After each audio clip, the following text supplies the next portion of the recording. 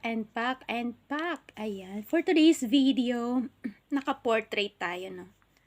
Oh, hindi tayo naka-landscape. So, for today's video, ayan, may nabili akong, hulaan nyo muna. Charis.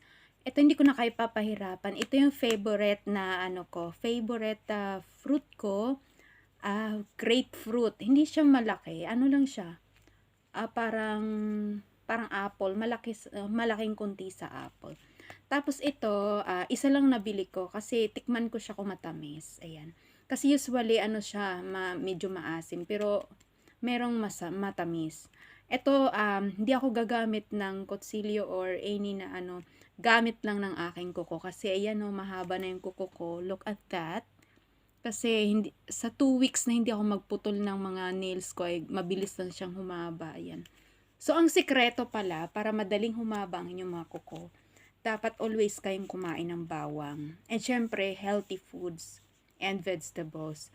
Kasi yung unang nagpapaganda ng inyong kuko ay pagkain ng mga nutritious food. Ayan. So, pag nasa Pinas na tayo, guys, magta-topic tayo about sa mga health tips, mga healthy foods.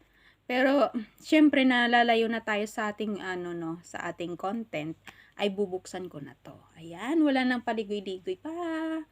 Ayan, so, tingnan natin kung kaya nating buksan. Baka sabihin nyo na naman, ano ba yan? Si Miss Sarah gumagawa ng content na Hindi, kasi if ever wala kayong kutsilyo, kaya nyong magbalat ng gamit lang ang ganito. Kamay-kamay lang, o diba?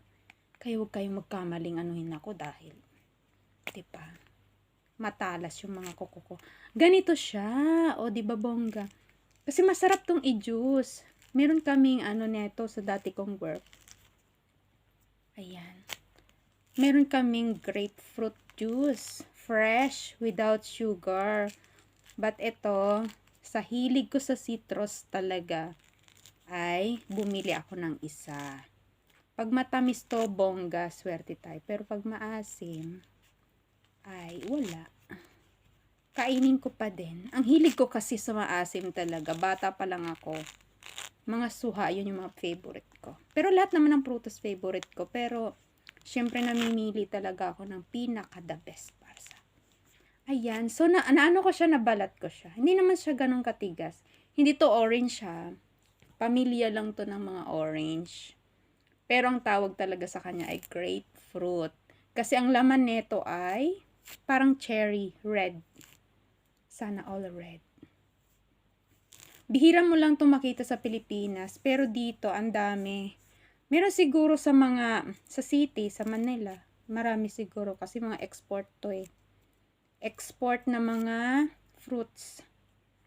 So, ang dami dun kanina. Gusto kong, sana may buto ito, no? Try natin mapaano to sa Pilipinas. Ayan. Charan! Suha siya na maliit. So, grapefruit to ha. Take note. Tikman natin bago natin i-end ang video. Ganto siya, red. Pasensya na kayo sa video ko. Dim light lang ako.